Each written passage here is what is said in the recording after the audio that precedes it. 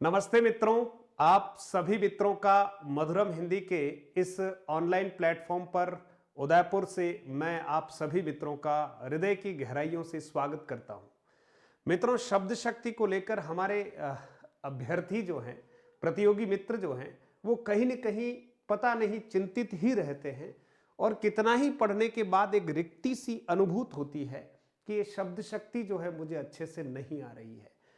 तो कोशिश है कि आज इस कक्षा में दो बातों को लेकर हम चलने वाले हैं। एक बार हम शब्द शक्ति को समझेंगे भी सही और उसके बाद कुछ इस तरह से भी हम कोशिश करेंगे कि कुछ अगर समझ में नहीं आया तो उसको हम फाइनली रट लेंगे और हमारा काम होना चाहिए। सेकंड ग्रेड की अगर मैं बात करूं मित्रों, तो पुराने पेपर्स को उठाकर आप देखिएगा, एक प्रश्न, कितना, एक प्रश्न। सिलेबस में थोड़ा सा अब बदलाव सा हुआ है, तो अधिकतम दो प्रश्न मान लीजिए मित्रों, दो प्रश्न से ज्यादा शब्द शक्ति के हमें मिलेंगे नहीं। और इस शब्द शक्ति को लेकर हमारे बच्चे जो हैं बड़े चिंतित रहते हैं और ये टॉपिक जो है उनको बड़ा परेशान करता है। तो आज थोड़ा सा सरल शब्दों में मैं आप तक इस टॉपिक को पहुंचाने का प्रयास करूंगा। तो बस एक ही आग्रह है कि आप थोड़ा दत्तचित्त होकर इस शब्द शक्ति वाले चैप्टर को समझने का प्रयास करेंगे। केवल उदाहरण जो पेपर में मिलेंगे एक बार जरूर देख लें, में परीक्षा से पूर्व जो भी परीक्षा आप देंगे आने वाले समय में भी, और अभी सेकंड ग्रेड की परीक्षा है, तो आप इसको जरूर देखिएगा मित्रों। मैं हिंदी का विद्यार्थी हूं और निरंतर सीखने सिखाने का प्रयत्न करता रहता हूं और आप लोगों के लिए कोशिश है मित्रों कि इस चैनल के माध्यम से हिंदी साहित्य के संपूर्ण इतिहास को आप तक पहुंचाने का प्रयास किया है, काव्य शास्त्र को आप तक पहुंचाने का प्रयास किया है, व्याकरण को आप तक पहुंचाने का प्रयास किया है, और इससे पहले जो शिक्षण विधियां हैं मित्रों वो भी निःशुल्क रूप से आप तक पहुंचाई है। तो ये शब्द शक्ति आपको समर्पित है। और जैसा कि इसका नाम है शब्द शक्ति, कहते हैं कि अगर शक्ति नहीं है मित्रों तो कहीं न कहीं अस्तित्व ही नहीं है। जिस प्रकार से शब्द में कोई अर्थ निहित होता है, तो वो जो अर्थ है वही क्या है, शब्द की शक्ति है। और कहते हैं कि ये जो शब्द है वो ब्रह्म है ना, अक्षर है जो क्या है, अपने आप में ब्रह्म है, और ब्रह्म की जो व्याप्ति है वो बहुत विस्तृत है। तो शब्द के भीतर जो अर्थ है उसकी व्याप्ति भी बहुत विस्तृत है, विशाल है। अगर इस शब्द के भीतर इस शक्ति का कहीं न कहीं, है ना, हम ये कहते हैं कि इस शक्ति को शब्द से अगर निकाल दिया जाए तो मित्रों वो शब्द ही नहीं रहेगा। इसलिए शब्द में निहित जो अर्थ है और उसका बोध कराने के लिए जो अभिव्यक्ति जिस तरह से होती है शब्दों की, वही कहीं न कहीं क्या है, शब्द शक्ति है। तो आइए, मैं डॉक्टर बाल गोपाल शर्मा आप सभी मित्रों का शब्द शक्ति के इस खास जो सेशन है इसमें आप सभी का स्वागत करता हूं और जुड़ते हैं शब्द शक्ति से और देखने का प्रयास करेंगे। और मुझे लगता है कि इस पूरी कक्षा को देखने के बाद फिर आप इसके बारे में जो भी राय बनाएं, मत बनाएं, है ना, और जो भी आपको लगता है वो जरूर कमेंट बॉक्स में आप अपनी ओर से कमेंट कीजिएगा। चलिए मित्रों, हम शुरुआत कर रहे हैं शब्द शक्ति की। और देखिएगा, शब्द शक्ति अर्थात शब्द की शक्ति है, या यूं कह सकते हैं कि शब्द में निहित शक्ति है। अब शब्द में जो शक्ति होती है मित्रों वो वास्तव में किस में निहित होती है? शब्द के अर्थ में वो शक्ति जो है वो क्या होती है, निहित होती है ना। भाषा की मौखिक लघुतम इकाई की अगर हम बात करें, भाषा की मौखिक लघुतम इकाई की अगर हम बात करें तो मित्रों ध्वनि जो है वो लघुतम इकाई है मौखिक रूप से। और भाषा की अगर लिखित लघुतम इकाई की बात करें, सबसे छोटी लिखित लघुतम इकाई, तो मित्रों वो है वर्ण। और इसी तरह से अर्थ की दृष्टि से अगर लघुतम इकाई की बात करें मित्रों तो वो है शब्द। और शब्द में निहित होता है, शब्द में क्या होता है, जैसा कि आप जानते हैं मित्रों कि शब्द में क्या होता है, अर्थ होता है। ध्वनियों के, अक्षरों के, वर्णों के सार्थक समूह को ही हम क्या कहते हैं, शब्द कहते हैं। और शब्द का जो उच्चारण है या अभिव्यक्ति है मित्रों, वही शब्द की क्या है, ताकत है। यानी मैंने अगर किसी शब्द का उच्चारण किया और जैसे ही मैं उच्चारण करता हूं, सुनने वाला या पढ़ने वाला उस शब्द का जो अर्थ ग्रहण करता है मित्रों, वही उस शब्द की ताकत है ना। मैंने कहा अच्छा, अब आप सोचिए इस अच्छा का अर्थ आप क्या ग्रहण कर रहे हैं। और मैंने कहा कि रमेश बहुत अच्छा है। देखिए, एक जगह पर विस्मय की स्थिति है, एक जगह पर विशेषण की स्थिति है। कहने का अर्थ यह है कि शब्द में अर्थ है, लेकिन अगर उसके प्रयोग को हम ध्यान में रखेंगे मित्रों, तो शब्द की जो वास्तविक ताकत है, वास्तविक अर्थ है, उसकी हमें पहचान होने वाली है। तो आइए हम आगे बढ़ते हैं। शब्द शक्ति का अर्थ क्या है मित्रों? तो शब्द की ताकत, शब्द का सामर्थ्य या क्षमता, इसको हम कहते हैं शब्द शक्ति, है ना। जैसे आप देखते हैं कि विभिन्न प्रकार की शक्तियां होती है, मानव शक्ति होती है, परमाणु शक्ति होती है, जन शक्ति होती है, लोक शक्ति होती है, और आपने देखा होगा राम की शक्ति पूजा, निर्मला जी की जो सबसे लंबी कविता है, राम की शक्ति पूजा। मित्रों, आखिर क्यों राम को भी युद्ध से पहले शक्ति पूजा या युद्ध के दौरान शक्ति पूजा की आवश्यकता पड़ती है? तो आप सोचिए, शक्ति के बिना तो सामर्थ्य ही कहां हम प्राप्त कर सकते हैं। इसलिए शब्दों में भी वो एक सामर्थ्य है ना, एक ताकत है। शब्दों में वो अर्थ की और अभिव्यक्ति की जो एक ताकत है, उसी को हम शब्द शक्ति के नाम से अभिहित करते हैं। तो अर्थ को अभिव्यक्त करने की यही ताकत शब्द शक्ति कहलाती है। तो अर्थ को अभिव्यक्त करने की जो ताकत है मित्रों, वही शब्द शक्ति कहलाती है। शब्द की शक्ति अर्थात अभिव्यक्त करने की असीमित क्षमता। किसी भी शब्द में जो अर्थ है उसकी व्याप्ति बड़ी विस्तृत है ना, संकुचित हो सकती है, बहुत विस्तृत हो सकती है। इसलिए शब्द के भीतर जो अर्थ है वही उसकी ताकत है, वही उसकी क्षमता है, वही उसका सामर्थ्य है, और उसी को हम शब्द शक्ति कहते हैं।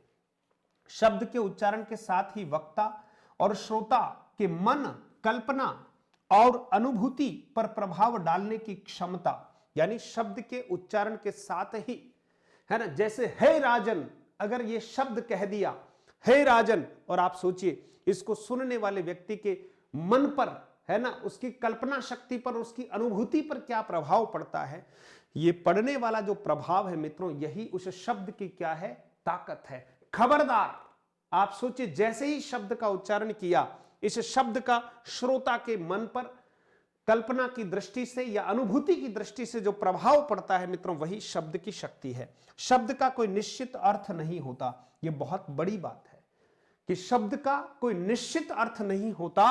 अर्थ प्रयोग पर निर्भर करता है। उसका अर्थ, यानी किसी भी शब्द का जो अर्थ है मित्रों, उसके प्रयोग पर निर्भर करता है। तो ये एक बहुत बड़ी बात है कि शब्द का अपना कोई अर्थ नहीं होता, है ना, उसका अर्थ उसके प्रयोग पर निर्भर करता है। इसलिए इन शब्द शक्तियों में मित्रों, शब्दों का जो प्रयोग है वो किस रूप में हुआ है, ये बहुत महत्व रखता है, और ये कहीं न कहीं शब्द शक्ति कहलाता है। तो आइए, जैसे हम कुछ उदाहरणों के द्वारा इस बात को समझने का प्रयास करेंगे। शब्दार्थ संबंध शक्ति, यानी शब्द और अर्थ के संबंध को शब्द शक्ति कहते हैं। शब्द और अर्थ का जो संबंध है मित्रों, उसको हम क्या कह सकते हैं, शब्द शक्ति कह सकते हैं। जैसे आप देखिए, एक सामान्य शब्द है लाल पगड़ी, है ना। अगर लाल पगड़ी शब्द है तो हमें लगता है कि एक पगड़ी है जो लाल रंग की है। लेकिन अगर इसी को हमने कहा कि लाल पगड़ी जा रही है मित्रों, अब आप सोचिए, जो लाल पगड़ी का अर्थ यहां पर हम निकालने का प्रयास कर रहे हैं कि केवल लाल रंग की पगड़ी, वैसा नहीं है मित्रों, है ना। यहां अर्थ निकलेगा पुलिस जा रही है, क्योंकि प्राचीन समय में, है ना, ये जो लाल पगड़ी जो है वो पुलिस धारण करती थी, इसलिए शब्द जो है रूढ़ हो चुका है, लाल पगड़ी जा रही है। तो यहां पर आप देखेंगे कि अर्थ जो है वो कुछ हटके निकल रहा है, अलग सा निकल रहा है मित्रों, उसके अनुरूप उसमें जो है शब्द शक्ति का निवास है। शब्द में निहित अर्थ को प्रकट करने वाले कार्य व्यापार को शब्द शक्ति कहते हैं। आप देखिए, शब्द शक्ति अलग अलग दृष्टिकोण से समझा रहा हूं। हिंदी साहित्य कोश के अनुसार शब्द की शक्ति उसके अंतर्निहित अर्थ को अभिव्यक्त करने का व्यापार है। यानी शब्द की शक्ति उसके अंतर्निहित अर्थ को अभिव्यक्त करने का क्या है, व्यापार है। यानी एक शब्द के भीतर, जैसे पानी गए न उबरे मोती मानुष चून। अब देखिए मित्रों, यहां पानी शब्द का जो अर्थ है ना, वो अलग अलग संदर्भ में अलग अलग है। यानी आप सोचिए, इस पानी शब्द का अर्थ केवल पानी नहीं है, इसके अलावा भी इसमें कई सारे अर्थ छिपे हुए हैं। तो हमने कहा कि शब्द की शक्ति उसके अंतर्निहित अर्थ को अभिव्यक्त करने का क्या है, व्यापार है। इसलिए सबसे पहले आज की इस कक्षा में, जब आप ये कक्षा देख रहे हैं, तो ये मान के चलिएगा कि आपको शब्द शक्ति आती है ना, और अनावश्यक भयभीत ना हो। एक प्रश्न, अधिकतम 2 प्रश्न हमारे सामने आएंगे, और हम इन 2 प्रश्नों को आराम से कर सकते हैं, कोई दिक्कत नहीं है। और मैं अंत में आपको ढेर सारे उदाहरण भी दे रहा हूं, और शायद मैं ये नहीं कहूंगा कि YouTube के इतिहास में एक इतनी बड़ी क्लास जो है उदाहरणों सहित मैं आपके सामने ला रहा हूं, है ना। मेरा प्रयास है कि अगर आप ये क्लास देखकर जाएंगे तो आपके शब्द शक्ति का जो प्रश्न है वो कहीं न कहीं ठीक होने वाला है आने वाली परीक्षाओं में। चलिए मित्रों आगे बढ़ते हैं। जैसे बहुत सारे उदाहरण हैं, इसमें एक उदाहरण आपके सामने मैं रख रहा हूं, उसे पानी पीना है। मित्रों यहां पानी का अर्थ क्या है? सामान्य सा अर्थ है, लोक प्रचलित अर्थ है। पानी का अर्थ है जल, यानी उसे पानी पीना है। तो हमने कह दिया भाई चलो उसे पानी पीना अच्छी बात है। उसकी तो आंखों का पानी ही मर गया है। मित्रों अब देखिए यहां पर दूसरे वाक्य में पानी शब्द का प्रयोग कैसे है? उसकी तो आंखों का पानी ही मर गया है। मित्रों तो आंखों का पानी मर गया है, यानी आप सोचिए उसमें तो कहीं न कहीं निर्लज्ज हो चुका है। यहां पर पानी का अर्थ जल नहीं है मित्रों, यहां पर पानी का अर्थ जल नहीं है। तो आप देख सकते हैं पानी शब्द का प्रयोग यहां अलग तरीके से है, पानी शब्द का प्रयोग यहां अलग तरीके से है। यहां लोकोक्ति और मुहावरों का प्रयोग हो चुका है, इसलिए यहां मित्रों लक्षणा शब्द शक्ति होगी।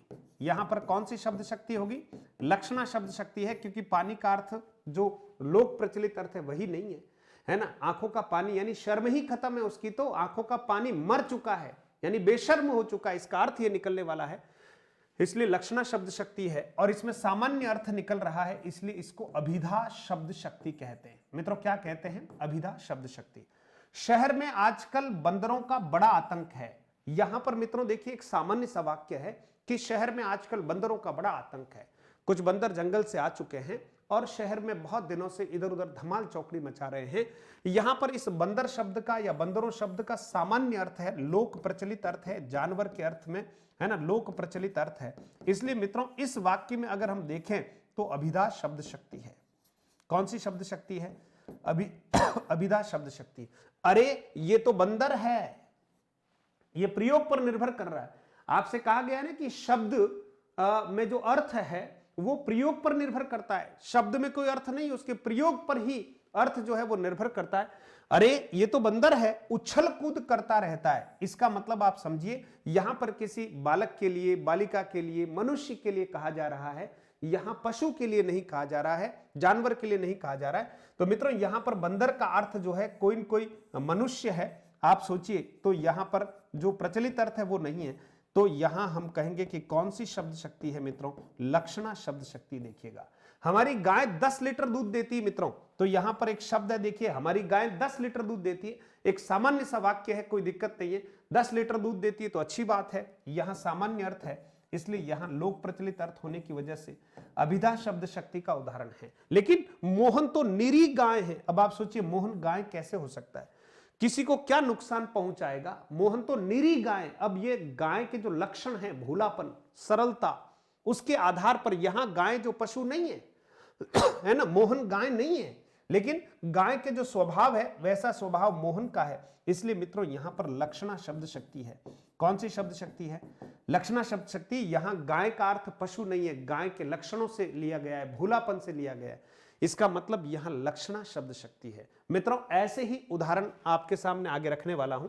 सबसे पहले मित्रों देखेंगे कि शब्द शक्ति के भेद कितने होते हैं। तो आचार्य मम्मट, जैसा कि आप सभी जानते हैं, काव्य शास्त्र के हमारे सबसे प्रसिद्ध अगर कोई आचार्य है हिंदी साहित्य के इतिहास में तो आचार्य मम्मट है। और आचार्य मम्मट का एक बहुत प्रसिद्ध ग्रंथ है जिसका नाम है काव्य प्रकाश। काव्य प्रकाश में आचार्य मम्मट ने शब्द शक्ति के कितने भेद बताए मित्रों? 3 भेद बताए। परवर्ती आचार्यों ने कहीं कहीं तात्पर्य नामक शब्द शक्ति या तात्पर्यावृत्ति के नाम से एक चौथी शब्द शक्ति की कल्पना की, जिसमें रीतिकालीन कवि हमारे देव का नाम भी प्रमुखता से आता है, जिन्होंने इस तरह की कल्पना की है तात्पर्य, लेकिन उसको इतनी मान्यता नहीं मिली। इसलिए शब्द शक्ति के अगर भेद पूछे जाए मित्रों तो आपको कितने बताने हैं? 3 ही भेद बताने। कौन कौन से हैं मित्रों? पहला है अभिधा शब्द शक्ति, दूसरा है लक्षणा शब्द शक्ति और तीसरा है व्यंजना शब्द शक्ति। मित्रों ये 3 तरह की जो शक्तियां हैं वो शब्दों में निहित होती है ना। एक ही शब्द को अगर हम 3 तरह से प्रयुक्त करेंगे तो हो सकता है कि वो अलग अलग शब्द शक्तियों के उदाहरण बन सकते हैं। इसलिए ये 3 जो शक्तियां हैं ध्यान रखना। अभिधा शब्द शक्ति, ध्यान देना, अभिधा शब्द शक्ति जो अर्थ प्रकट करती है उस अर्थ को अभिधेयार्थ, मुख्यार्थ या वाच्यार्थ कहते हैं। ये भी प्रश्न है सीधा सीधा। शब्द शक्ति के संदर्भ में सत्य कथन है या असत्य कथन है, ऐसे प्रश्न पिछली परीक्षाओं में आए हुए हैं, आप देखना। तो अभिधा शब्द शक्ति के बारे में, लक्षणा शब्द शक्ति के बारे में और व्यंजना शब्द शक्ति के बारे में जो कॉमन बात है उन्हें हमें अच्छे से समझना है, ताकि ऐसा नहीं हो कि कहीं हम पढ़ते पढ़ते या उस बात को ठीक नहीं कर पाए। अभिधेयार्थ कहते हैं, मुख्यार्थ कहते हैं, वाच्यार्थ कहते हैं। अभिधा शब्द शक्ति से अब अभिधा शब्द शक्ति में निहित अर्थ को क्या कहते हैं? तो अभिधेयार्थ कहते हैं, मुख्यार्थ कहते हैं, वाच्यार्थ कहते हैं। लक्षणा शब्द शक्ति का जो अर्थ है मित्रों उसको लक्ष्यार्थ कहते हैं।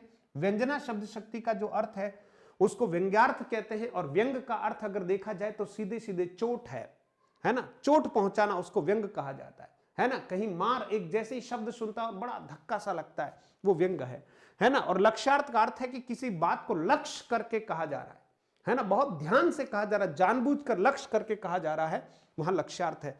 और एक बात है जो सामान्य रूप से कही जा रही है ना, लोक प्रचलित अर्थ में ही कही जा रही है, वहां अभिधेयार्थ है। अब ये जो शब्द होते हैं, अभिधा में जो शब्द है उनको वाचक शब्द कहते हैं, लक्षणा में जो शब्द है मित्रों उनको लक्षक शब्द कहते हैं, और व्यंजना में जो शब्द है उनको व्यंजक शब्द कहते हैं। तो शब्द तीन प्रकार के होते हैं, वाचक शब्द, लक्षक शब्द और तीसरा कौन सा है? व्यंजक शब्द। यानी तीन प्रकार के शब्द हमारे सामने हैं। तो ये प्रश्न यहां से आता है, अभिधा का जो अर्थ है वो अभिधेयार्थ कहलाता है, अभिधा के जो शब्द हैं वो वाचक शब्द कहलाते हैं, लक्षणा के जो अर्थ हैं वो लक्ष्यार्थ कहलाते हैं, शब्द हैं वो लक्षक शब्द कहलाते हैं, व्यंजना के जो अर्थ है व्यंग्यार्थ कहलाते हैं, और शब्द जो है वो व्यंजक शब्द कहलाते हैं। आइए अब एक एक शब्द शक्ति को सरलता से समझने का हम प्रयास करते हैं। पहली शब्द शक्ति है मित्रों अभिधा शब्द शक्ति। ध्यान देना, अभिधा शब्द शक्ति है ना। बहुत सारे आचार्य जो हैं वो अभिधा शब्द शक्ति को है ना सर्वोत्कृष्ट शब्द शक्ति, सर्वोत्तम शब्द शक्ति मानते हैं, लेकिन देव जो हैं हमारे रीतिकालीन आचार्य है ना, अभिधा उत्तम काव्य है, उन्होंने कहा है मध्य लक्षणाहीन, ठीक है, और अधम व्यंजना रस विरस उल्टी कहत नवीन। अब आप देखिए सबसे जो श्रेष्ठ शब्द शक्ति है अभिधा उत्तम काव्य है, तो आप देखिए अभिधा से युक्त जो उत्तम काव्य है वो श्रेष्ठ काव्य माना है देव ने भी।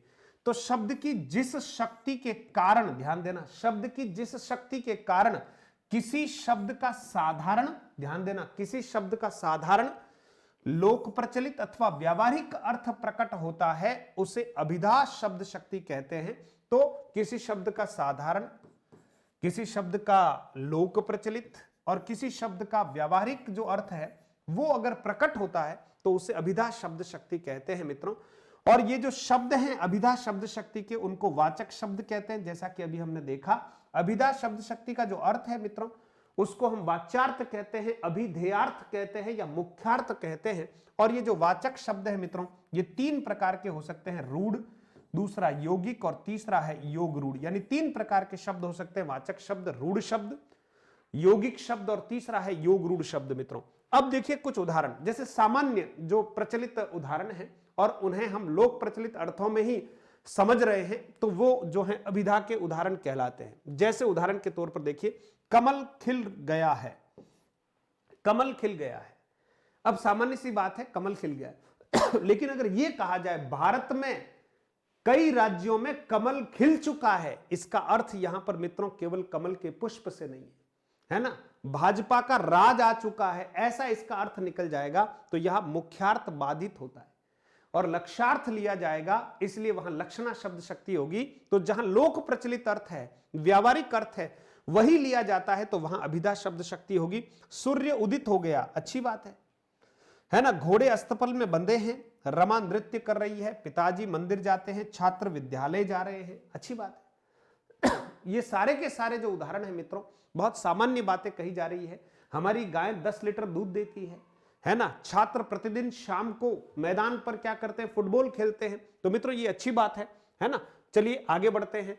लक्षणा शब्द शक्ति मित्रों दूसरा प्रकार है मित्रों, वो है लक्षणा शब्द शक्ति। ध्यान दीजिएगा, लक्षणा में हम बात करेंगे कि मुख्यार्थ के बाधित होने पर, यानी जो मुख्य अर्थ है उसके बाधित होने पर मित्रों हम क्या करेंगे, मुख्य अर्थ के बाधित होने पर शब्द के किसी अन्य अर्थ जिसको लक्ष्यार्थ का बोध कराने वाली, अन्य अर्थ जिसको हम लक्ष्यार्थ कहते हैं का बोध कराने वाली शब्द शक्ति लक्षणा शब्द शक्ति कहलाती है। अब आप देखिए अर्थ की बात करते हैं मित्रों, तो इसके अर्थ को कहते हैं लक्ष्यार्थ और शब्द को कहते हैं लक्षक शब्द मित्रों, ठीक है। अब लक्ष्यार्थ ग्रहण करने के चरण कितने हैं, तीन चरण है मित्रों। एक चरण जो है वो सबसे पहले भाई कोई न कोई शब्द जब बोलेंगे तो आप सोचिए उसका कोई न कोई अर्थ तो हमें समझ में आएगा, लेकिन वो पूरी तरह से हम उस शब्द के अर्थ से सहमत नहीं हो पाएंगे। इसका मतलब आप सोचिए कि लोक प्रचलित अर्थ लेना चाहते हैं लेकिन ले नहीं पा रहे हैं, उसमें तो कोई और अर्थ समझ में आ रहा है, तो मित्रों वहां लक्षणा शब्द शक्ति की स्थिति बनेगी। इसलिए सबसे पहले जो प्रक्रिया होगी वो एक शब्द है, उसका कोई न कोई अर्थ जो है, जो मुख्यार्थ है मित्रों, वो आपके समक्ष आएगा, लेकिन मुख्यार्थ आपको समझ में नहीं आएगा, तो दूसरी प्रक्रिया दिमाग में शुरू हो जाएगी। और वो दूसरी प्रक्रिया जो है वो कौन सी है कि आप लक्षणों के आधार पर लक्षार्थ पर आपका ध्यान जाएगा, है ना। और जब लक्षार्थ पर आपका ध्यान जाएगा तो वहां लक्षणा शब्द शक्ति ही होगी। कैसे? जैसे मुख्यार्थ का ज्ञान, सबसे पहले मुख्यार्थ का ज्ञान और फिर उसमें क्या उत्पन्न हो जाएगी? बाधा। आप मुख्य अर्थ लेना चाह रहे हैं, ठीक है, जैसे मैं पानी पी रहा हूं, ये ठीक बात है, पानी का अर्थ हमने ले लिया कि सामान्य रूप से मैं जल पी रहा हूं लेकिन वह तो पानी पानी हो गया है। अब आप सोचिए, वह तो पानी पानी हो गया है, यहां पर पानी का अर्थ आप जल लेना चाहते हैं, यह मुख्य अर्थ है इसका, लेकिन आप जैसे ही यहां पानी पानी हो गया, राम पानी पानी हो गया, इसका मतलब आप समझना कि यहां आप मुख्य अर्थ लेना चाहते हैं लेकिन ले नहीं पाएंगे, दिमाग आपका ये अर्थ एक्सेप्ट ही नहीं कर रहा है, यहां मुख्य अर्थ में बाधा उपस्थित हो रही है और इस पानी पानी का मतलब शर्मिंदा हो गया है कहीं ना कहीं, ये शर्मिंदा अर्थ निकलना मुख्यार्थ में बाधा है और एक लक्ष्यार्थ निकल रहा है मित्रों। मुख्यार्थ और लक्ष्यार्थ का संबंध होता है मित्रों, तभी जाकर हम कुछ न कुछ कोरिलेट है, तभी एक अन्य अर्थ निकाल पाते हैं। और लक्षणा द्वारा भिन्न अर्थ का ज्ञान होता है, वो लक्षणों के आधार पर लक्षणों पर आधारित एक भिन्न अर्थ का ज्ञान होता है। जैसे मोहन निरी गाय है, वह किसी का क्या बिगाड़ेगा। अब आप सोचिए यहां पर मोहन निरी गाय, अब निरी गाय का मुख्यार्थ है एक पशु है जो दूध देता है, लेकिन आप सोचिए मुख्य अर्थ नहीं ले पाएंगे आप, यहां बाधा उपस्थित हो रही है और आपको कोई और अर्थ लेना पड़ेगा और वो उसके लक्षणों के आधार पर लेना पड़ेगा। यहां पर लक्ष्यार्थ हम लेंगे कि भोला है ना, मोहन बहुत भोला है, सरल है, सीधा है, वो क्या किसी को नुकसान पहुंचाएगा।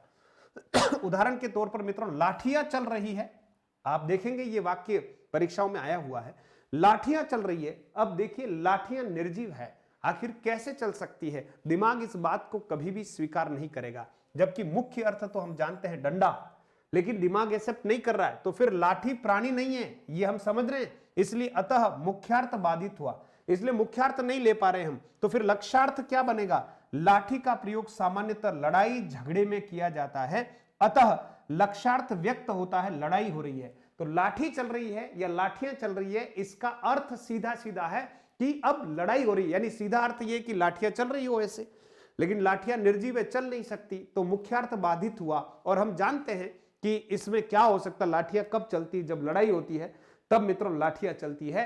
तो आप इस बात को समझें कि यहां लक्षणा शब्द शक्ति है, मुख्यार्थ में बाधा उपस्थित हुई है, ठीक है। रमा तो निरी गाय है, अब आप सोचिए वही बात है कि रमा तो निरी गाय, अब हम कैसे रमा को गाय मान लेंगे, है ना। तो यहां मुख्यार्थ में बाधा है, गाय पशु है, ये मुख्य अर्थ है और इसको ग्रहण करने में बाधा उपस्थित हो रही है, इसलिए हम यहां पर इस बात को लेंगे कि वह बहुत भोली है, सामान्य है, सरल सी है। तुम तो सच में लोहे के बने हो।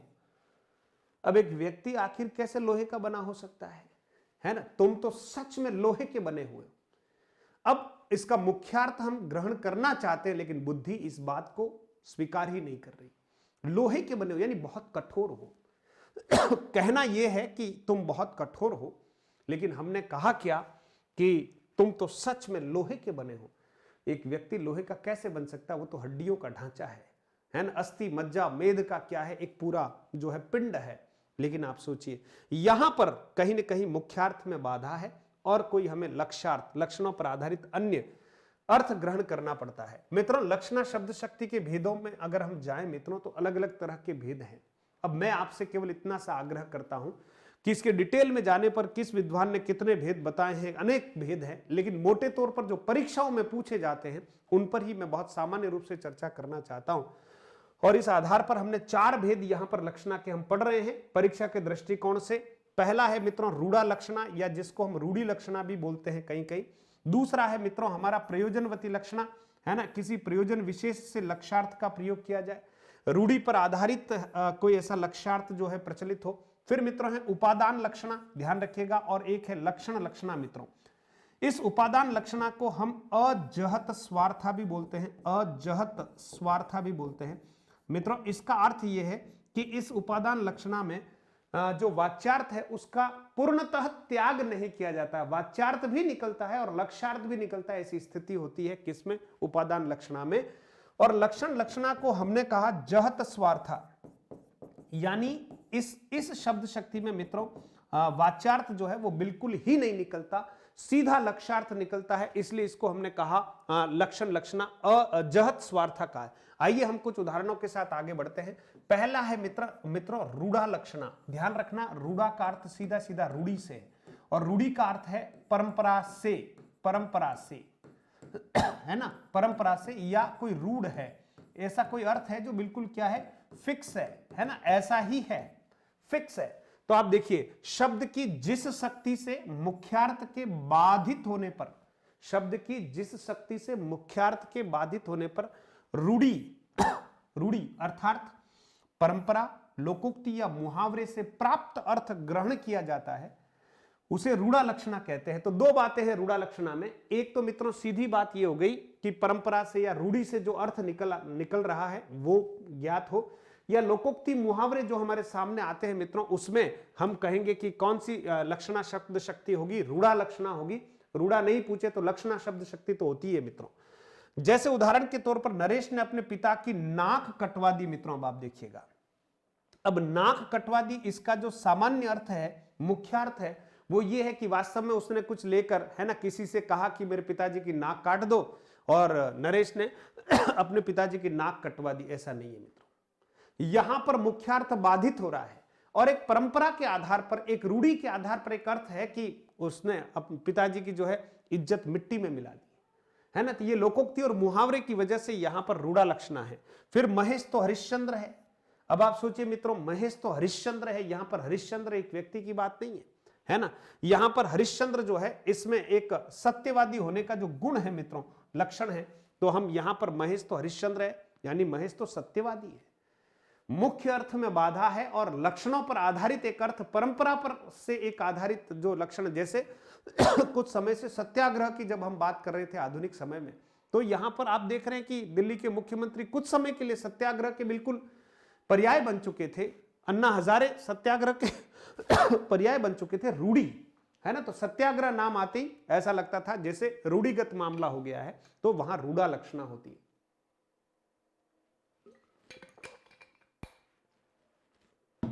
आज के पूरे सेशन में मैं आपको किसी भी प्रकार का कुछ भी कहने वाला नहीं, बस मैं ये जरूर चाहता हूं कि मन से शिक्षक हूं, कोशिश करूं कि आपकी तकलीफों को जितना कम कर पाऊं उतना मेरा प्रयास है। मैं कोई संपूर्ण नहीं हूं, मैं कोई विद्वान भी नहीं हूं मित्रों, एक सामान्य सा विद्यार्थी हूं, और बस कुछ मां शारदे का आशीष है, आप तक वो पहुंचा रहा हूं, ठीक है। इसलिए मेरे से पूर्णतः कोई संतुष्ट हो यह आवश्यक नहीं है, मेरा प्रयास है। जो लोग इस कक्षा से संतुष्ट होकर अपने जीवन में, है ना, शब्द शक्ति का कार्य निकालना चाहते हैं, उनका स्वागत है। बाकी विद्वानों को कैसे पढ़ाया जाए। नाक कटवाना से इज्जत मिट्टी में मिलना, यह अर्थ निकल रहा है। हरिश्चंद्र से सत्यवादी होने का अर्थ क्रमशः लोकोक्ति मुहावरे रूढ़ी द्वारा ग्रहण किया जा रहा है ना। लोकोक्ति मुहावरे या रूढ़ी द्वारा परंपरागत रूप से चला आ रहा अर्थ है, उसके द्वारा अर्थ ग्रहण किया जा रहा है, इसलिए इसमें रूढ़ा लक्षणा है मित्रों। चलिए आगे बढ़ते हैं।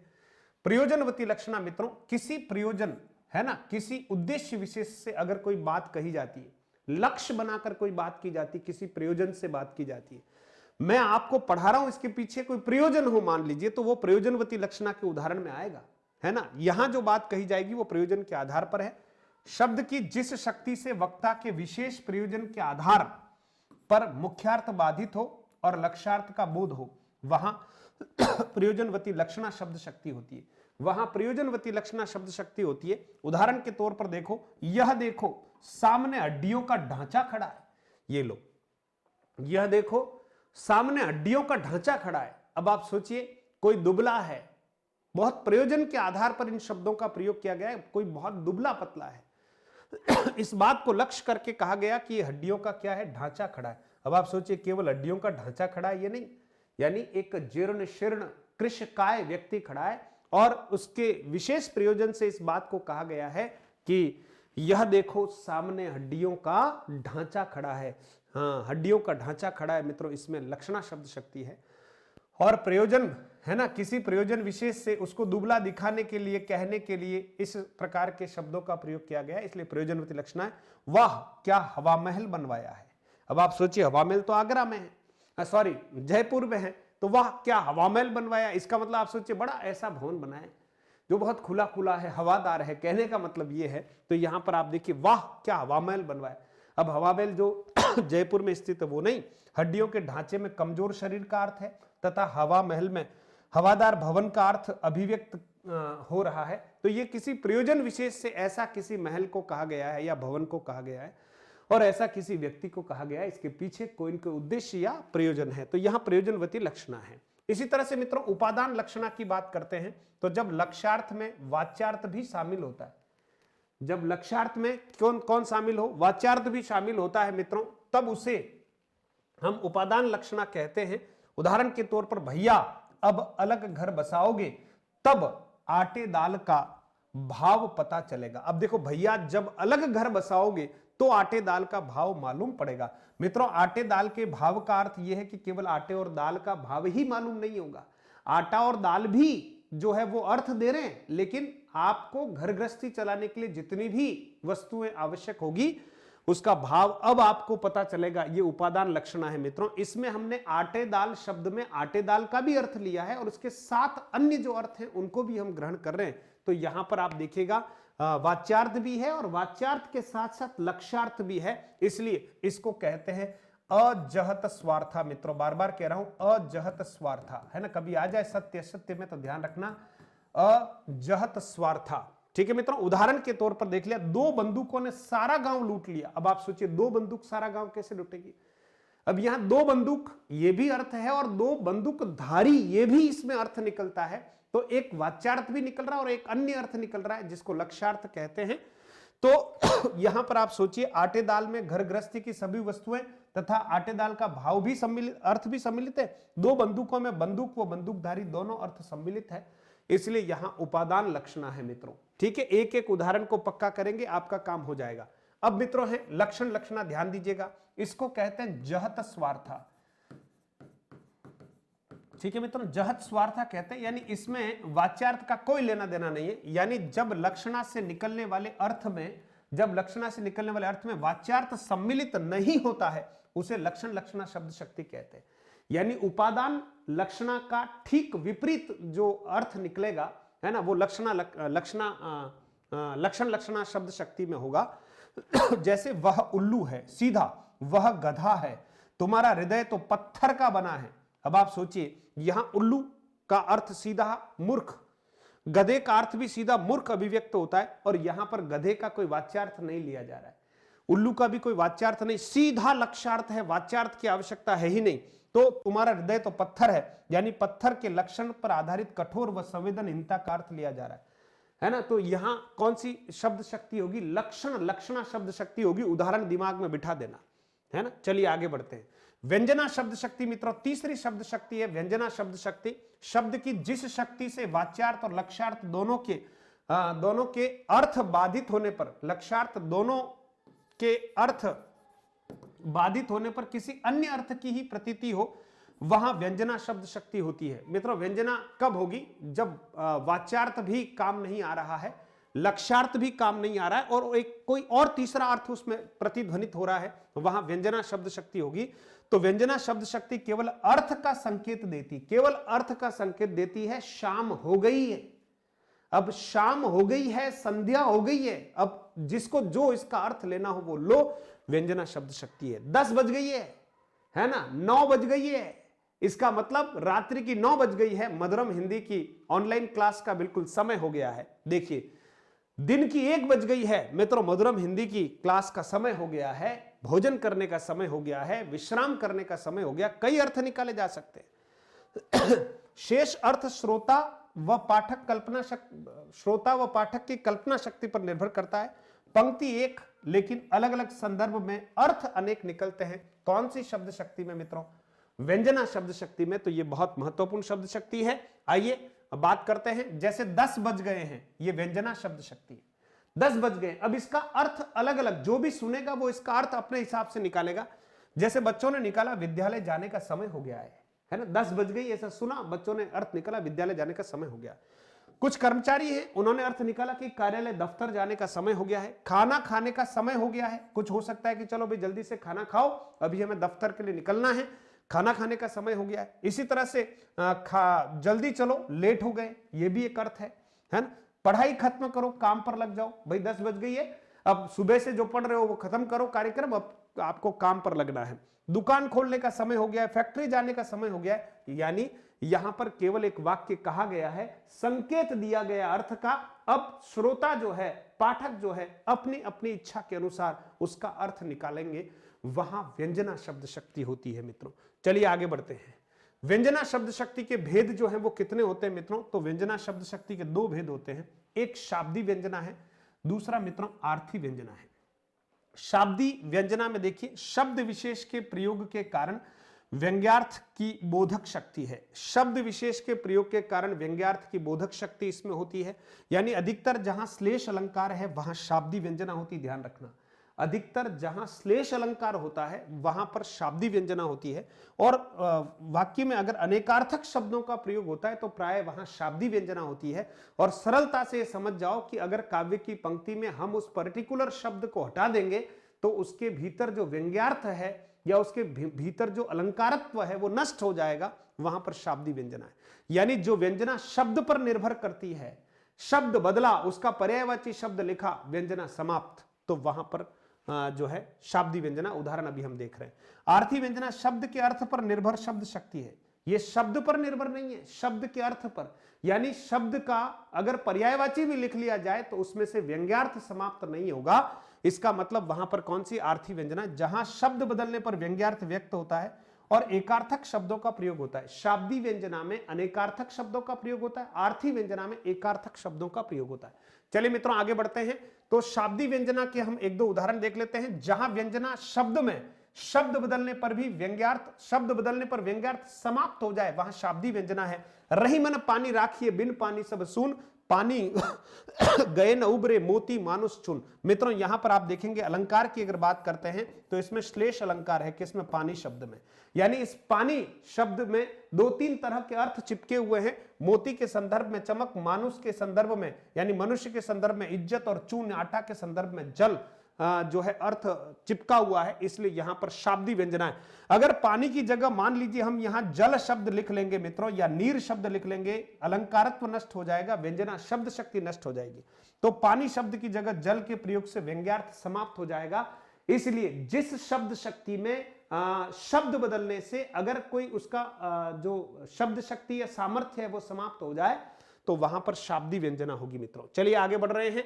आर्थी व्यंजना देखिएगा। आर्थी व्यंजना जहां व्यंग्यार्थ शब्द में नहीं उसके अर्थ में निहित होता है ना। यानी शब्द बदलने पर भी व्यंग्यार्थ का बने रहना आर्थी व्यंजना है। जैसे संध्या हो गई, अब संध्या हो गई की जगह मैंने कह दिया शाम हो गई, मैंने कह दिया सूर्यास्त हो गया, तब भी उसका अर्थ जो है मित्रों नहीं बदलेगा, है ना। जो अर्थ लेना है सुनने वालों को वो अपना अपना अर्थ आराम से संध्या से भी ले लेंगे, शाम से भी ले लेंगे, दफ्तर से भी ले लेंगे। यही बात मैंने यहां पर स्पष्ट की है। ठीक है मित्रों, तो मुझे लगता है कि ये एक बार आपको जो सरल तरीके से मैं समझाना चाह रहा था वो आप तक पहुंचा दिया है। अब परीक्षा में आए हुए और आने योग्य उदाहरण जो है सीधे सीधे आपके सामने रख रहा हूं। इन उदाहरणों में से आपको परीक्षा में फिर से मिलेगा मित्रों, इसलिए बस मेरा आपसे आग्रह है कि कम से कम जितना समझ में आ गया हो तो वेल एंड गुड, और अगर समझ में नहीं आ गया हो तो सेलेक्ट होने के बाद और विद्वान बनने की प्रक्रिया में आप आगे जुटना। मेरा आग्रह इतना सा है कि अभी 22 तारीख जो आपके सामने है ना, तो वो हमारा लक्ष्य है। और हम जो चुनिंदा उदाहरण मैंने यहां पर इकट्ठे करने का प्रयास किया है, आप उसको एक बार मोटे तौर पर याद रख लीजिएगा, आपका काम हो जाएगा। जैसे लक्षणा शब्द शक्ति की बात करते हैं मोटे तौर पर, भेद अगर पूछे तो ठीक, नहीं पूछे तो लक्षणा शब्द शक्ति तो है ही। वह निरी गाय है मित्रों, लक्षणा शब्द शक्ति है। गिरधारी शेर है, लक्षणा शब्द शक्ति, गिरधारी शेर नहीं हो सकता। अबला जीवन हाय तुम्हारी यही कहानी, आंचल में है दूध और आंखों में पानी। आंचल का अर्थ मित्रों यहां पर कोई पल्लू नहीं है, आंचल का अर्थ यहां स्तन है मित्रों, तो कहीं कहीं लक्षार्थ है, तो आप सोचिए इसमें भी लक्षणा शब्द शक्ति है। फिर देखिए आगे है, रोटी के लिए दुनिया क्या नहीं करती। मित्रों रोटी का अर्थ केवल यहां पर रोटी नहीं है मित्रों, है ना। जीवन निर्वाह के लिए दुनिया क्या नहीं करती, पेट भरने के लिए क्या नहीं करती। बहुत सारे अर्थ इसमें हो सकते हैं। लक्ष्यार्थ है राजस्थान जाग उठा है मित्रों, राजस्थान जो प्रदेश है यहां पर राजस्थान जाग उठने का अर्थ राजस्थान के लोग जाग उठे हैं, इसका अर्थ ये लक्ष्यार्थ है, लक्षणा शब्द शक्ति है। लाल पगड़ी जा रही है मित्रों, लाल पगड़ी निर्जीव है, कैसे जा सकती है? लाल पगड़ी का अर्थ यहां पुलिस वाले जा रहे हैं मित्रों, है ना, तो यहां लाल पगड़ी। पर्वत जाग रहे हैं, अब पर्वत निर्जीव है, कैसे जाग सकते हैं? लक्ष्यार्थ है मित्रों। खोदा पहाड़ निकली चुईया, देखिए मित्रों लोकोक्ति है, मुहावरा है, वहां सीधे ही आपको कह देना है कि कौन सी शब्द शक्ति है, लक्षणा शब्द शक्ति है। आओ सूरदास जी, अब आप सोचिए सूरदास जी वो नहीं है जिन्होंने कृष्ण के पद लिखे हैं, है ना, अष्टछाप के कवि नहीं है, जो अंधा है उसके लिए कहा है आओ सूरदास जी महाराज बैठो, तो अब आप सोचिए यहां लक्षणा शब्द शक्ति होगी। मैं तो आपकी गाय हूं, अब आप सोचिए मैं आपकी गाय कैसे हो सकता हूं, है ना, कोई व्यक्ति कह रहा मैं तो आपकी गाय हूं, मतलब मैं आपकी आज्ञा का पालन करने वाला सरल व्यक्ति हूं, लक्षणा शब्द शक्ति है। वह तो आस्तीन का सांप निकला, देखो मित्रों आस्तीन का सांप निकलना, आस्तीन का सांप होना मुहावरा है, और आप देखिए मुहावरा है, धोखेबाज व्यक्ति के लिए कहा गया है, लक्षणा शब्द शक्ति है। बस मैं ज्यादा आपको नहीं समझा रहा, सीधे सीधे आपको उदाहरण दे रहा हूं। कुत्ते तो भौंकते ही रहते हैं, अब ये बात सामान्य रूप से नहीं कही गई है, कुत्ते तो भौंकते ही रहते हैं, यानी जो लोग दुष्ट होते हैं वो तो क्रिटिसाइज करते ही रहेंगे आपको, है ना, हर समय कुछ न कुछ कहते रहेंगे। जीवन में अनेक पर्वत पार करने होते हैं, अब कोई पहाड़ का अर्थ यहां पर्वत का अर्थ कोई पहाड़ पार करना नहीं है, अनेक कष्ट आपको क्या करने पड़ेंगे, सहन करने पड़ेंगे और आगे बढ़ना पड़ेगा, अनेक कठिनाइयां आएगी। राम सदा चौकन्ना रहता है, चौकन्ना का मतलब कोई चार कानों वाला नहीं है मित्रों, है ना, वो सदैव क्या रहता है, सजग रहता है, बहुत सावधान रहता है। तो आप सोचिए यहां पर भी लक्षणा है। फूल हंसे कलियां मुस्काई, जहां मानवीकरण होता है वहां पर भी मित्रों कहीं ना कहीं आप देखिएगा लक्षणा शब्द शक्ति होती है। उफ आज तो पत्ता भी नहीं हिल रहा है, अब पत्ता भी नहीं हिल रहा है इसका मतलब यहां पर पत्ता हिलने का ही बोध नहीं करा रहे, या नहीं हिलने का बोध नहीं करा रहे, बहुत गर्मी पड़ रही है बहुत तेज, है ना, तो उफ आज तो पत्ता भी नहीं हिल रहा है। मोहन का मन पत्थर है, अब मोहन का मन पत्थर कैसे हो सकता है, पत्थर जैसा है, कुल मिला के पत्थर के लक्षण हैं उसमें, इसलिए लक्षणा शब्द शक्ति है। मेरा मित्र गधा है ना, कहने का मतलब मेरा मित्र जो है ना वो मूर्ख है, ठीक है मित्रों, तो ये देखिएगा लक्षणा शब्द शक्ति। और भी उदाहरण है अभी देखिएगा कुछ रूढ़ा लक्षणा के उदाहरण दे रहा हूं सीधा सीधा। भारत जाग उठा है, रूढ़िगत आधार पर हम ये लेंगे कि भारत का अर्थ भारत के लोग हैं।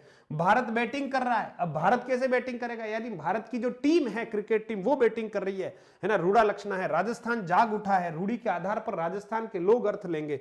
नरेश की सरेआम पगड़ी उछल गई, मित्रों ऐसे खाली पगड़ी उछल कर नीचे गिरने का अर्थ नहीं है ना, उसकी इज्जत जो है वो कहीं कहीं लुट गई है, एक प्रकार से बेइज्जती हो गई है, बदनामी हो गई है, पगड़ी उछल गई है। इंग्लैंड की पारी से हार हो गई, अब इंग्लैंड की पारी से हार नहीं हुई, इंग्लैंड की टीम की एक पारी से हार हो गई है, इसका मतलब यहां पर लक्षणा है, और वो लक्षणा कौन सी है, रूढ़ा लक्षणा है। कश्मीर रक्त में डूब गया है, कश्मीर रक्त में कैसे डूबेगा, यानी कश्मीर में भयंकर रक्तपात हो रहा है, वहां बहुत लड़ाई झगड़े हो रहे हैं, कहने का अर्थ यह है रूढ़ा लक्षणा है।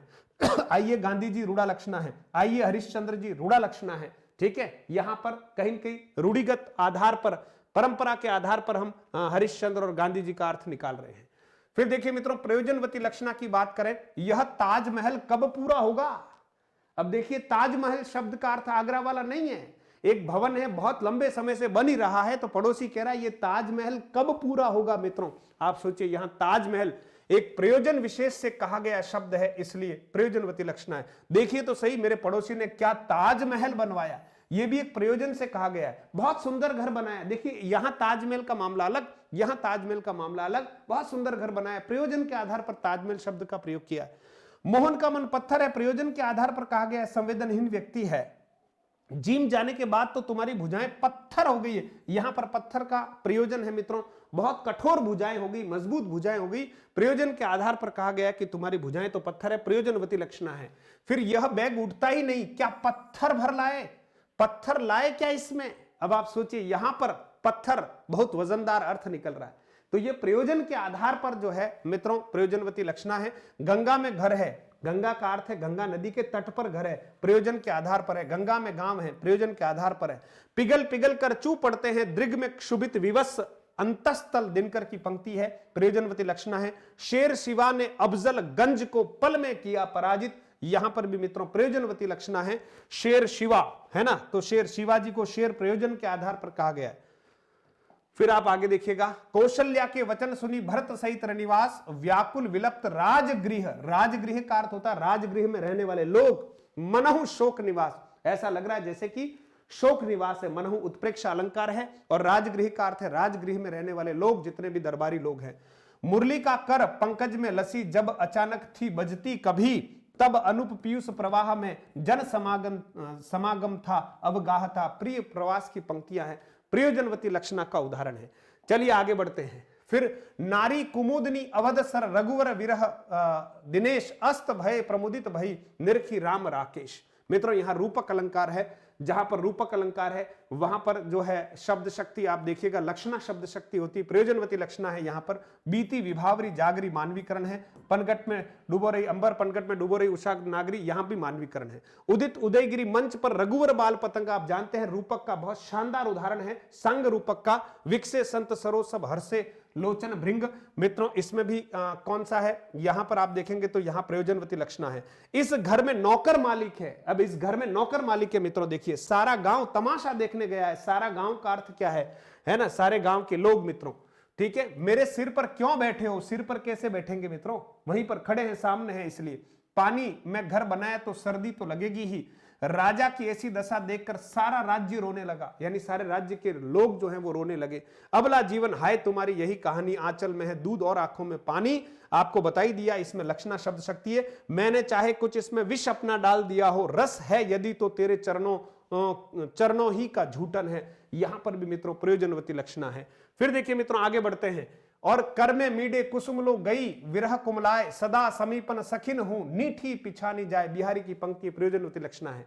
फिर उपादान लक्षणा मित्रों, उपादान लक्षणा अपने वाच्यार्थ को न छोड़ने वाली है, वाच्यार्थ के साथ लक्ष्यार्थ रखने वाली है, अजहत स्वार्था कहलाती है। ठीक है, हाथ पैर बचाते हुए कार्य करो। हाथ पैर का अर्थ मित्रों, यहां हाथ पैर भी है अर्थ, लेकिन साथ साथ शरीर के विभिन्न अंगों की भी बात की गई है, इसलिए उपादान लक्षणा है। दो बंदूकों ने सारे गांव को लूट लिया। राम मूर्ति इस युग के भीम है ना। रे दो दिन यानी बस अल्प समय है, तो 2 दिन का भी अर्थ है और क्षणभंगुरता का भी अर्थ है। चारु चंद्र की चंचल किरणें खेल रही है जल थल में, है ना, यानी शोभित हो रही है, कांति बिखेर रही। इस खंडहर में बिजली सी उन्मत्त जवानी दौड़ी है। मित्रों उपादान लक्षणा है। अब लक्षणा के कुछ उदाहरण है। अपने वाच्यार्थ को छोड़ने वाली, वाच्यार्थ छोड़ देती, प्योर लक्ष्यार्थ ही रहता है। जहत स्वार्था है, यह बालक सिंह है, पेट में चूहे कूद रहे हैं। राजस्थान जाग उठा, है ना मित्रों, दोनों घरों में लड़ाई है ना। यहां पर प्रयोग के आधार पर, अर्थ के आधार पर है, मोटे तौर पर लक्षणा शब्द शक्ति मान लेना।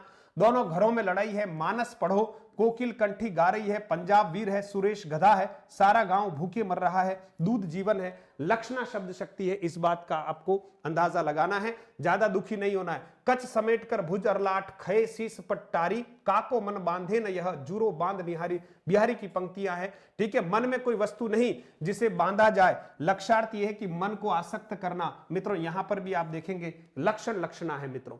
ठीक है, अब और आगे बढ़ते हैं। आप देखिएगा व्यंजना शब्द शक्ति के कुछ उदाहरण आपके सामने रख रहा हूं, और ये उदाहरण इतना महत्वपूर्ण है मित्रों, अभी 2 परीक्षाओं में आ गया है।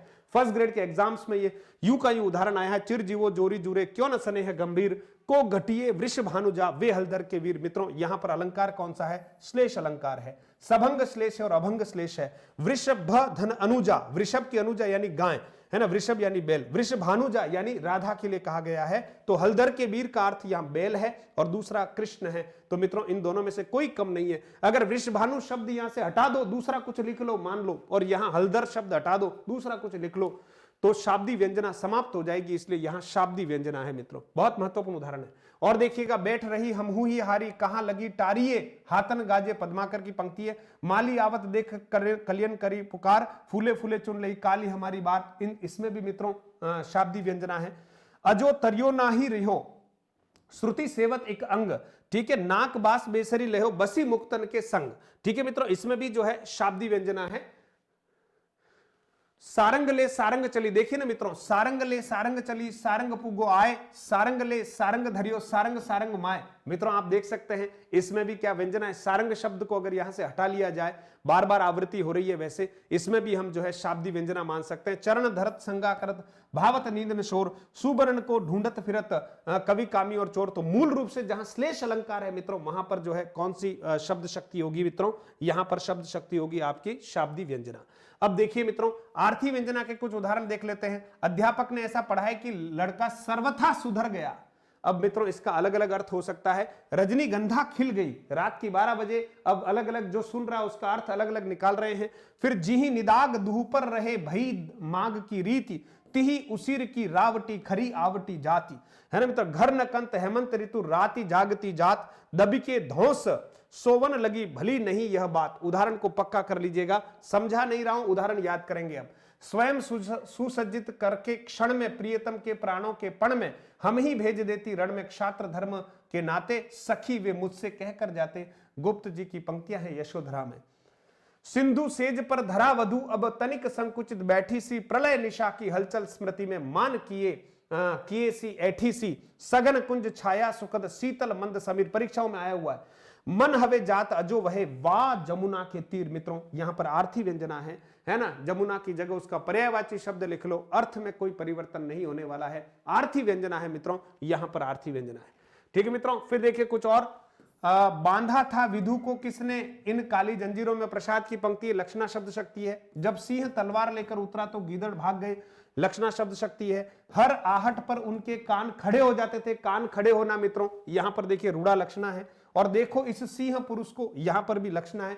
ये सारे उदाहरण परीक्षाओं में आए हुए हैं जो आपके सामने रख दिए। मित्रों मुझे लगता है कि आप सेकंड ग्रेड की अगर तैयारी कर रहे हैं तो आपसे आग्रह है, आप अगर टेस्ट सीरीज के रूप में अंतिम दिनों में 2-5 दिनों में भी अगर आप कुछ टेस्ट दे पाए तो आप जरूर मधुरम हिंदी ऐप को डाउनलोड करके इस टेस्ट सीरीज को 151 रुपए में आप लगभग अपनी कर सकते हैं, जिसमें लगभग 3000 से ऊपर प्रश्न आपको मिलने वाले हैं। आप इसका आनंद ले सकते हैं। साथ ही मित्रों केवीएस 2022 में जो विज्ञप्ति निकली है इसके बारे में एक वीडियो, 2 वीडियो बनाकर मैंने डाले हैं। आपकी जानकारी के लिए यहां जरूर मैं कह रहा हूं कि आपको अगर आप योग्यता रखते हैं तो केंद्रीय विद्यालय में शिक्षक बनना है ना, पीआरटी, टीजीटी और पीजीटी बनना और किसी अन्य पद पर लाइब्रेरियन या जूनियर एलडीसी यूडीसी बनना, ये बड़ा कह सकते हैं गौरव का विषय है। तो इस अपॉर्चुनिटीज को आपको लेना चाहिए, केवल ये जानकारी के लिए बताया आपको। और साथ ही साथ शब्द शक्ति का जो डर था वो छू मंतर हो गया होगा। मित्रों आप बताएं छू मंतर होना इसमें कौन सी शब्द शक्ति है, कमेंट बॉक्स में जरूर लिखिएगा, है ना, कि शब्द शक्ति का जो डर है वो शायद छू मंतर हो गया होगा। मित्रों एक प्रश्न, अधिकतम 2 प्रश्न, ज्यादा नहीं घबराएंगे आप। और आप देखिएगा जितने उदाहरण दे रखे हैं उसमें से कोई न कोई आपको जरूर परीक्षा में मिलने वाला है। तो मुख्य रूप से ध्यान रखिएगा, शाब्दी व्यंजना वहां है, मुख्य रूप से कह रहा हूं जहां श्लेष है, जहां श्लेष है, सभंग अभंग कोई सा भी श्लेष है वहां पर। और जहां पर अपने को लगता है कि यमक अलंकार जैसी स्थितियां बनती है तो उसमें भी जो शाब्दी व्यंजना है उसके 1-2 भेद होते हैं, अभिधामूलक वगैरह, तो उसके आधार पर उसको भी हम उसमें डाल सकते हैं, कोई दिक्कत नहीं है।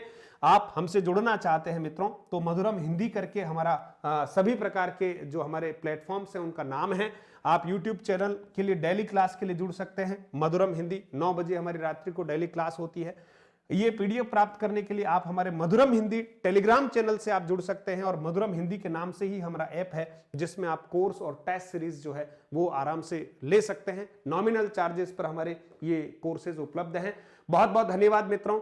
मैंने थोड़ा सा जल्दी में ये प्रयास किया है, लेकिन फिर भी मुझे आशा है कि ये कक्षा आप सबके लिए कहीं न कहीं बहुत सुखद होने वाली है और आप जरूर इन कक्षाओं का आनंद लेंगे। अगली और किसी अच्छी कक्षा में हम मिलेंगे। बस चिंता नहीं करें, मुस्कुराते हुए भविष्य के लिए निरंतर अपना वर्तमान खपाते रहें। अच्छे दिन जरूर आएंगे, मेहनत करते रहें। शब्द शक्ति के प्रश्न आपके परीक्षाओं में बहुत अच्छे होंगे। बहुत बहुत धन्यवाद।